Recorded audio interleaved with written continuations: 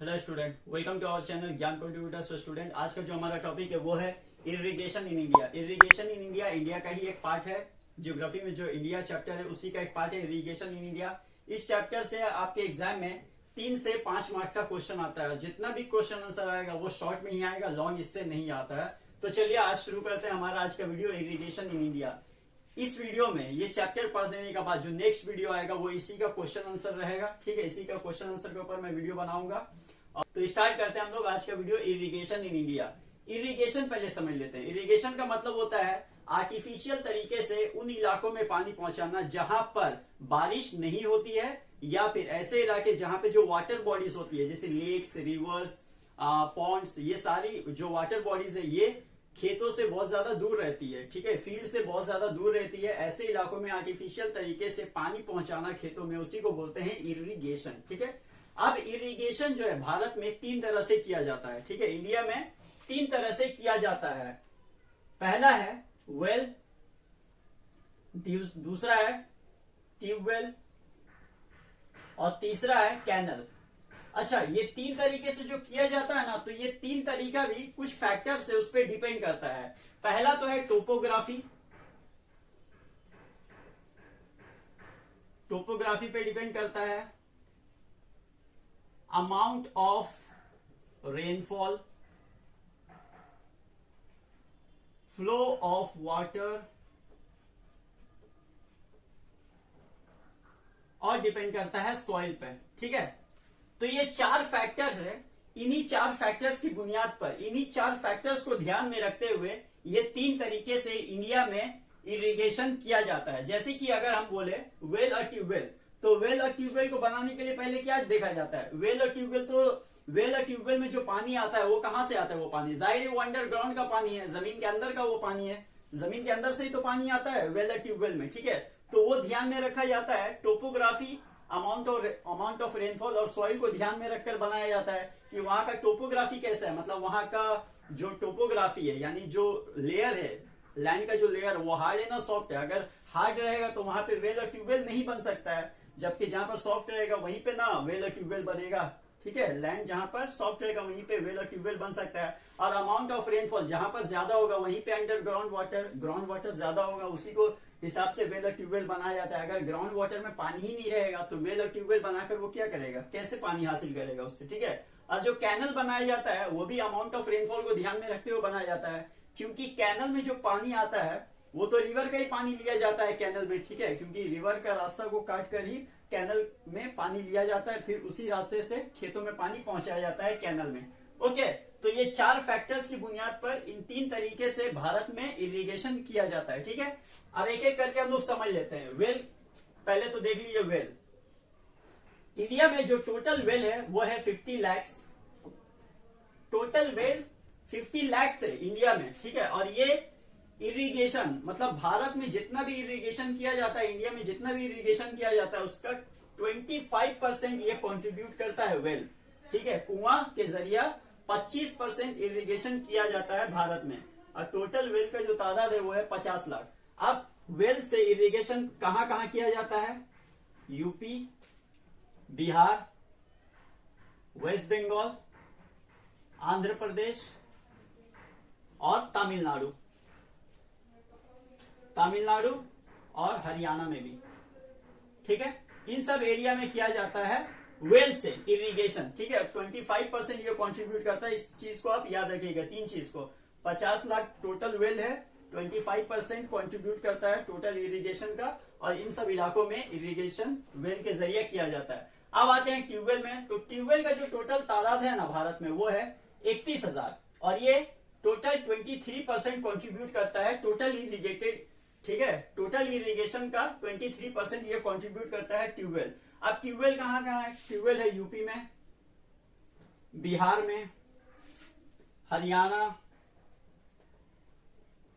पंजाब, और इसका जो लीडिंग स्टेट है वो है यूपी और बिहार। यूपी और बिहार में ज्यादातर ट्यूबवेल से ही इरिगेशन किया जाता है। ठीक है, आप ज्यादातर आपको जानता होंगे, यूपी और बिहार से ही ज्यादातर ट्यूबवेल, यूपी और बिहार में ज्यादातर ट्यूबवेल से इरिगेशन किया जाता है। अब थर्ड जो आता है हमारा वो है कैनल। ठीक है, अब कैनल क्या होता है पहले आप लोग वो समझ लीजिए।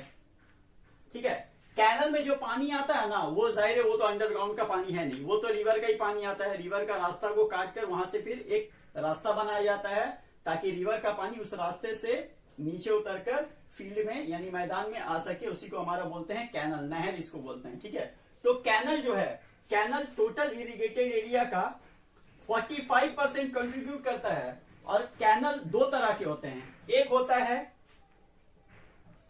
Inundation canal. अब इनंडेशन कैनल को हम लोग समझ लेते हैं, और एक होता है पेरिनियल कैनल।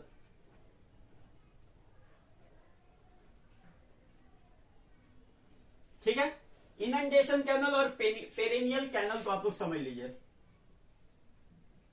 देखिए, कैनल जो डिपेंड करता है वो तो टोटल डिपेंड करता है वो रिवर पे, और रिवर किस पे डिपेंड करेगा? रेनफॉल पे। ठीक है, अब दो टाइप का रिवर होता है, एक होता है पेरिनियल और एक होता है नॉन पेरिनियल रिवर। ठीक है, पेरिनियल रिवर उसको बोलते हैं जिसमें साल भर पानी होता है। ठीक है, साल भर पानी होता है। और नॉन पेरिनियल उसको बोलते हैं जिसमें साल भर पानी नहीं होता, सिर्फ बारिश के टाइम में उसमें पानी आता है। ठीक है, और बाकी पूरा साल भर वो, बाकी जब बारिश नहीं होती है, रेनी सीजन नहीं होता है, तो वो सूखा पड़ जाता है। ठीक है, तो इस बुनियाद पर कैनल को दो भाग में बांटा गया, इनंडेशन कैनल और पेरिनियल कैनल।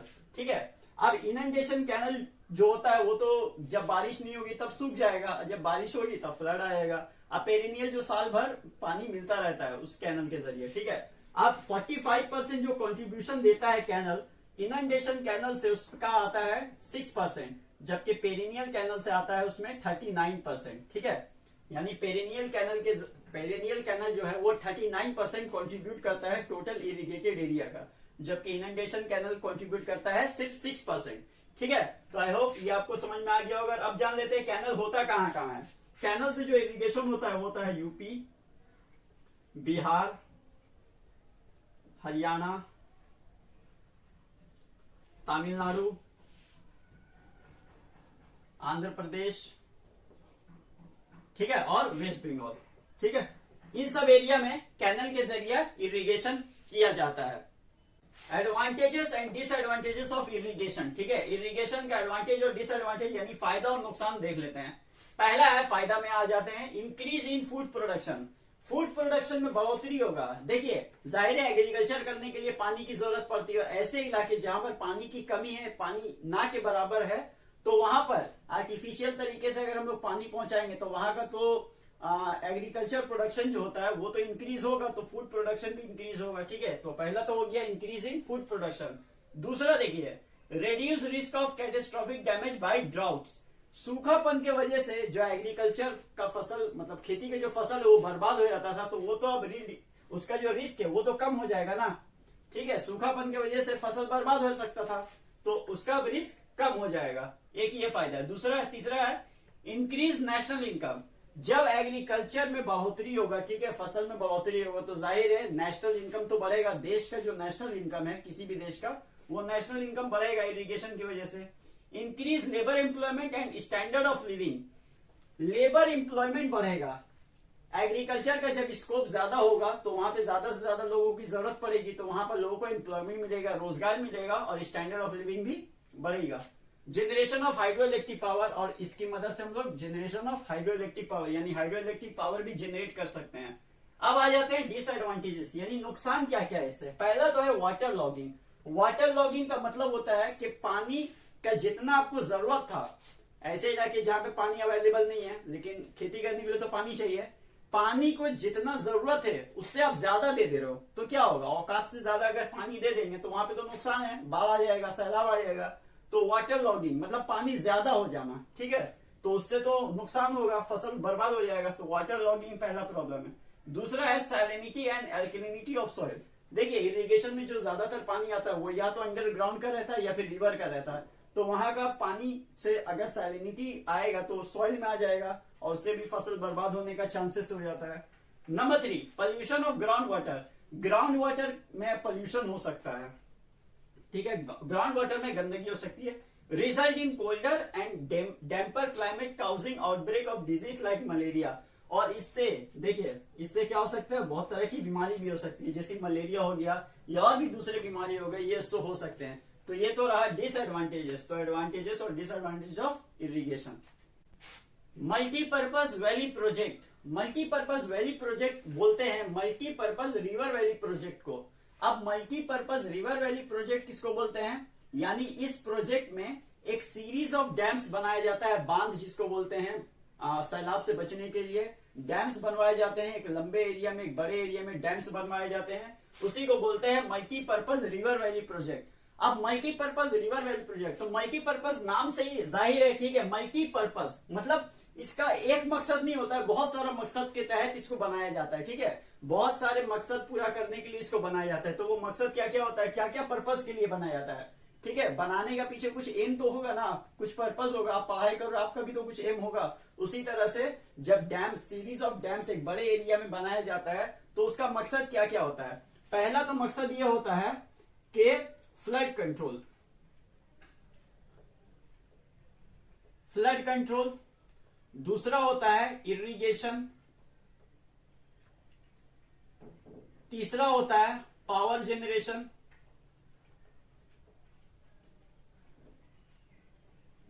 उसके बाद नेविगेशन, पिसिकल्चर, पिसिकल्चर बोलते हैं फिशिंग को, ठीक है, उसके बाद है कंट्रोल ऑफ सॉइल इरोजन, ठीक है, और भी होंगे। तो ये सारे क्या है, पर्पसेस है मल्टीपर्पज रिवर वैली प्रोजेक्ट का, ठीक है, ठीक है, ये पर्पस हो गया। अब इन सारे जो मल्टीपर्पज रिवर वैली प्रोजेक्ट है, आपके सिलेबस में जो सबसे ज्यादा इंपॉर्टेंट है वो है डीवीसी, मतलब दामोदर वैली प्रोजेक्ट, ठीक है, दामोदर वैली कॉर्पोरेशन। तो इस दामोदर वैली कॉर्पोरेशन को जरा आप समझ लीजिए, मैं इसको समझा देता हूं आपको, बहुत ही इंपॉर्टेंट है आपके सिलेबस से रिलेटेड में। डीवीसी, ठीक है, Damodar valley corporation, Damodar river का नाम है, ठीक है,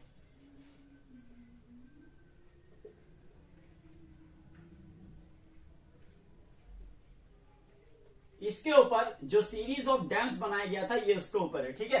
तो दामोदर वैली कॉर्पोरेशन, पहले ये समझ लेते हैं कि दामोदर रिवर के ऊपर डैम्स क्यों बनाया गया था, आखिर इसकी क्या जरूरत पड़ गई थी कि डैम्स बनाया गया। देखिए, दामोदर रिवर को ना बंगाल का गम यानी सौरो ऑफ बंगाल कहा जाता है, दामोदर को कहा जाता है सौरो ऑफ बंगाल।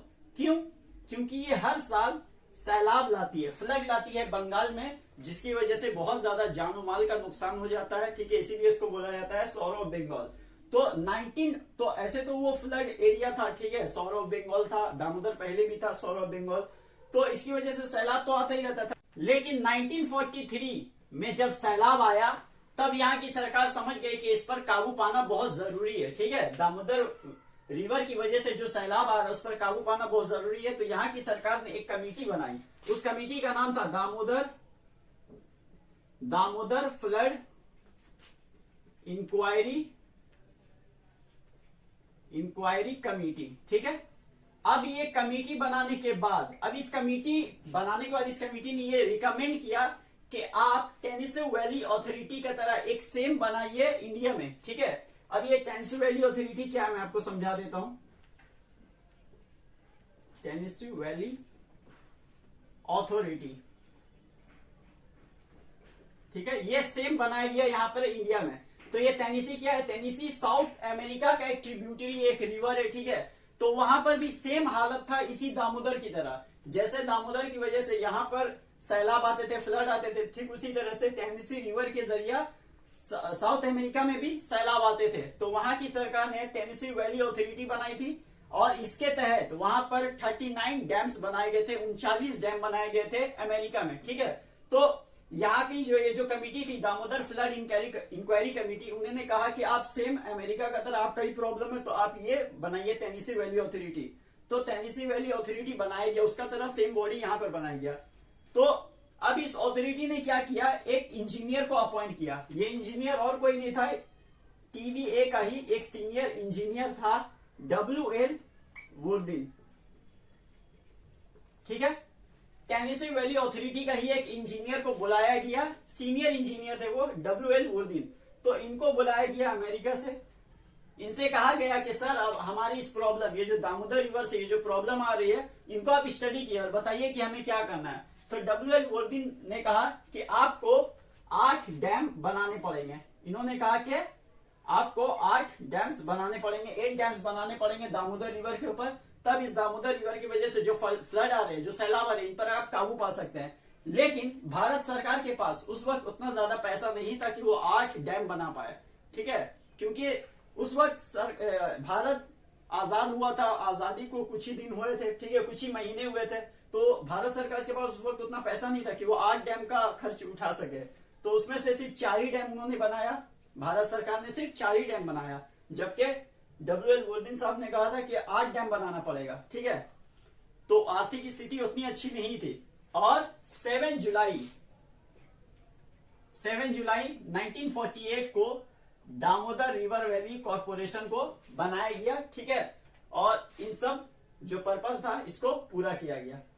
तो डीवीसी को पास किया गया 7 जुलाई 1948 को, ठीक है, डीवीसी को, दामोदर वैली कॉर्पोरेशन, ठीक है।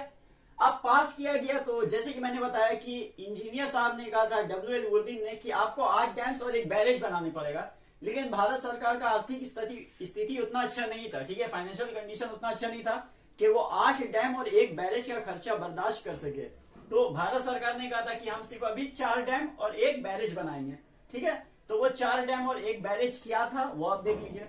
पहले बनाया गया 1953 में तिलैया डैम, बाराकर रिवर के किनारे, ठीक है, बाराकर रिवर के अक्रॉस में तिलैया डैम बनाया गया 1953 में। 1955 में कोनर रिवर के पास बनाया गया कोनर डैम, और 1957 में मैथुन डैम बनाया गया बाराकर रिवर पे, और 1959 पे पंचेत डैम बनाया गया दामोदर रिवर के पास। उसके बाद 1955 में, उससे पहले दुर्गापुर बैरेज बनाया गया था, ठीक है, Durgapur barrage was build in 1955 और उसका लंबाई था 136.8 किलोमीटर, ठीक है। तो ये तो था उस वक्त का बनावट। और अभी डीवीसी दामोदर वैली कॉर्पोरेशन पूरी तरह से हैंडेड ओवर कर दिया गया है वेस्ट बंगाल गवर्नमेंट के ऊपर, ठीक है। वेस्ट बंगाल गवर्नमेंट डीवीसी को हैंडल करती है और उसी के हाथ में सब कुछ है। Conservation of water, conservation of water का मतलब ये होता है पानी को बचा के रखना, पानी का तहफ्फुज करना, उसकी हिफाजत करना, ठीक है।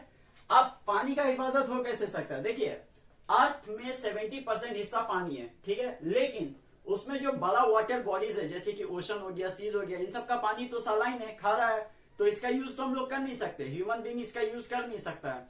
तो इंसान किस पानी का यूज कर सकता है, कौन से वाटर बॉडीज का यूज कर सकता है, लेक्स, रिवर्स, पॉन्ड्स, ठीक है, जो भी है, तो इन्हीं सब का यूज कर सकता है, छोटे छोटे वाटर बॉडीज। बाकी जो मैक्सिमम जो लार्जेस्ट वाटर बॉडीज है उसका तो यूज कर नहीं सकता है, ठीक है, बिकॉज दे आर सलाइन।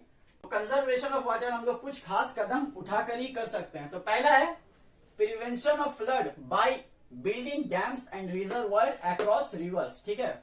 अगर फ्लड आता है तो फ्लड में बहुत सारा पानी क्या हो जाता है, बर्बाद हो जाता है। तो अगर हम फ्लड को रोकने के लिए अगर हम लोग डैम बनाए तो उससे फ्लड का जो पानी जो बह जाता है वो तो बच जाएगा, ठीक है। तो डैम्स बनाकर हम लोग पानी को बचा सकते हैं, रिजर्वायर बनाकर हम लोग पानी को बचा सकते हैं, उसमें स्टोर कर सकते हैं। Multipurpose river valley project for plant and control utilization of water, multipurpose river valley project, जैसे कि मैंने बताया डीवीसी दामोदर वैली कॉर्पोरेशन, जिसके तहत हम लोग बहुत सारा डैम्स बना सकते हैं, और for plant and control utilization of water, और पानी का सही उपयोग कर सकते हैं, सही इस्तेमाल कर सकते हैं। Number 3, proper land use so that rain water can percolate underground, land use सही तरह से करना ताकि जितना भी बारिश, अब जैसे बारिश हुआ, ठीक है, अब बारिश का पानी, अब लैंड ऐसा है कि बारिश का पानी उसमें परकोलेट यानी उसके अंदर नहीं जा सकता, तो अंडरग्राउंड में जमा कैसे होगा, ठीक है। तो लैंड यूज सही करना। उसके बाद बोल रहा है afforestation to prevent excessive soil erosion and to attract rainfall. Afforestation का मतलब होता है ज्यादा से ज्यादा पेड़ लगाना। अगर हम लोग ज्यादा से ज्यादा पेड़ लगाएंगे तो सॉइल कटेगा नहीं, सॉइल का ज्यादा बर्बादी नहीं होगा, सॉइल इरोजन नहीं होगा, और excessive soil erosion and to attract rainfall. और सॉइल अगर सही रहेगा तो उसमें प्लांट भी उगेगा, और प्लांट उगेगा तो वो रेनफॉल को अट्रैक्ट करेगा, उसकी वजह से बारिश होगी, अब बारिश होगी तो पानी बढ़ेगा, ठीक है। Preventing pollution of rain water, preventing pollution of water resources, water का जितना भी रिसोर्सेस है उसको गंदगी से बचाना। अगर हम लोग गंदगी से बचाते हैं तो भी वो हमारे काम का चीज है। कंट्रोलिंग वेस्टेज ऑफ वाटर, और पानी का जो वेस्टेज है उस पर कंट्रोल करना, ठीक है, पानी का जो दुरुपयोग होता है, जो जिसका बेकार इस्तेमाल होता है, उस पर कंट्रोल करना। Water shade management, water shade management क्या होता है, लेकिन उससे पहले हम लोग समझ लेते हैं वाटर शेड क्या होता है। ठीक है, वाटर शेड, मान लीजिए ये हिमालय पहाड़ है, ठीक है, ये हिमालय पहाड़ है और यहां से हो रही है बारिश, ठीक है, रेनफॉल। अब बारिश होगी तो रेनफॉल जो है वो किस तरफ जाएगा। अब देखिए हिमालय पहाड़ तो जस्ट मैंने एक एग्जांपल बनाया, बारिश का पानी यहां से जाएगा, यहां से जाएगा, क्योंकि वो तो 3D होता है, तो यहां से भी जाएगा, मतलब सब तरफ से पानी जाएगा।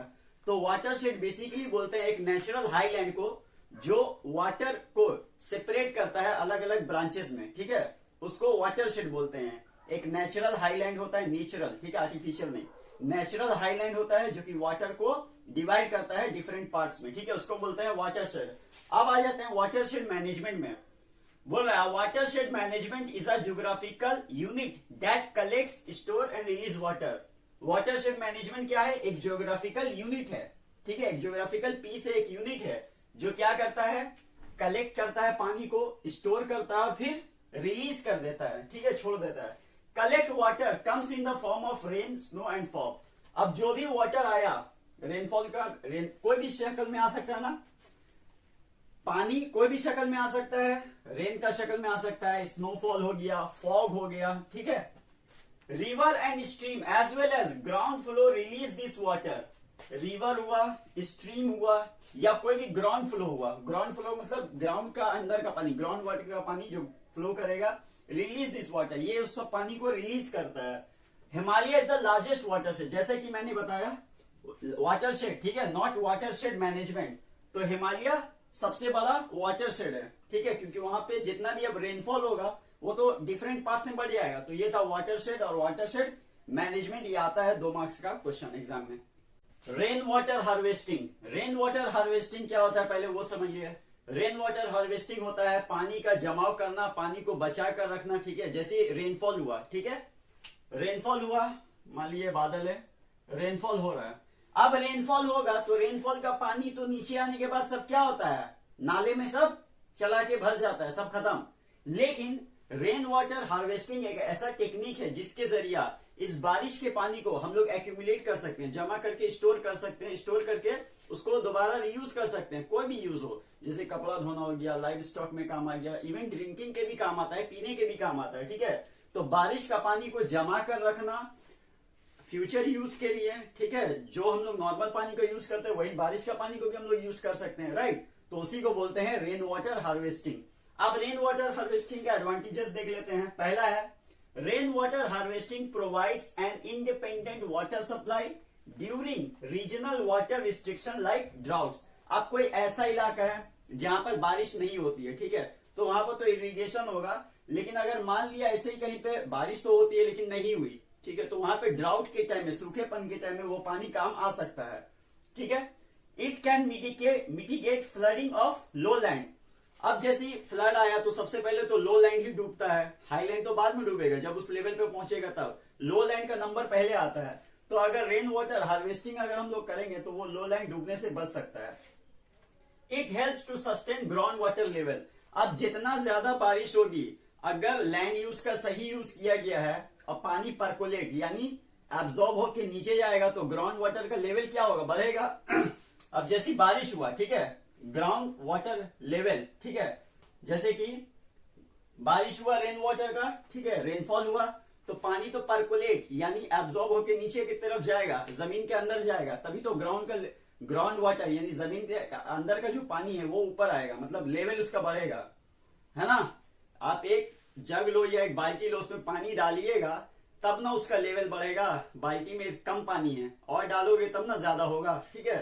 तो वही बता रहे हैं यहाँ पे। It ensures availability of portable water clean and free from salinity. वो इंश्योर करता है कि हाँ रेनफॉल का पानी क्या होता है, क्लीन होता है, साफ होता है, तो उससे क्या होता है कि सैलिनिटी का डर नहीं रहता है, फ्री फ्रॉम सैलिनिटी है, मतलब ये खारा पानी नहीं है, साफ सुथरा पानी है, इसको आप पी भी सकते हो या दूसरे काम में भी आप यूज कर सकते हो, चाहे वो वॉशिंग हुआ, जो भी हो, क्लीनिंग कुछ भी हो, ठीक है, सब यूज में आप कर सकते हो उस पानी का यूज। बारिश का पानी साफ ही रहता है, क्लीन रहता है, प्योर रहता है, ठीक है। रेन वाटर हार्वेस्टिंग सबसे इंपॉर्टेंट होता है तमिलनाडु में। क्यों? जब मैं आपको मैप पॉइंटिंग आपको समझा रहा था, ठीक है, एक वीडियो में, तब उसमें मैंने बताया था कि साउथ इंडिया का तमिलनाडु, देखिए तमिलनाडु का ये रहा कोरोमंडल कोस्ट, ठीक है। अब कोरोमंडल कोस्ट का ये खासियत है कि वहां पे ट्वाइस रेनफॉल इन ईयर होता है, मतलब साल में 2 बार बारिश होती है, ठीक है। अब अगर साल में 2 बार बारिश होगी तो इससे ज्यादा इंपॉर्टेंट कोई एरिया होगा रेन वाटर हार्वेस्टिंग के लिए, ठीक है। ऐसा एरिया, इंडिया का ऐसा एरिया जहां पे साल में 2 बार बारिश हो रही है, तो इससे ज्यादा इंपॉर्टेंट एरिया तो कोई और होगा नहीं रेन वाटर हार्वेस्टिंग के लिए, ठीक है। तो तमिलनाडु में किया जाता है रेन वाटर हार्वेस्टिंग का टोटल 40%। इंडिया में जितना भी रेन वाटर हार्वेस्टिंग किया जाता है, महाराष्ट्र, वेस्ट बंगाल या कहीं पे भी, ठीक है, पूरे इंडिया का 40% किया जाता है तमिलनाडु में, ठीक है, क्योंकि यहाँ पे साल में 2 बार बारिश होती है। और यहाँ पे टोटल 150 स्क्वायर किलोमीटर का एक रेन वाटर हार्वेस्टिंग भी बनाया गया यहाँ पे, ठीक है। और चूंकि वो सिटी इलाका है, ठीक है, तो वहां पे पानी भी आसानी से परकोलेट हो जाता है, जिससे ग्राउंड का वाटर लेवल बढ़ जाता है। ओके, तो ये था हमारा इरिगेशन इन इंडिया का चैप्टर। आई होप ये चैप्टर आपको पूरा समझ में आ गया होगा। मिलते हैं आपसे नेक्स्ट वीडियो में। ये वीडियो कैसी लगी आप हमें जरूर कमेंट सेक्शन में बताएं, और मिलते हैं आपसे नेक्स्ट वीडियो में। और हाँ, नेक्स्ट वीडियो में मैं इस चैप्टर का क्वेश्चन आंसर करने वाला हूं, तो बने रहिए हमारे साथ इस सीरीज में। तब तक के लिए bye bye, take care and thank you so much for watching this video.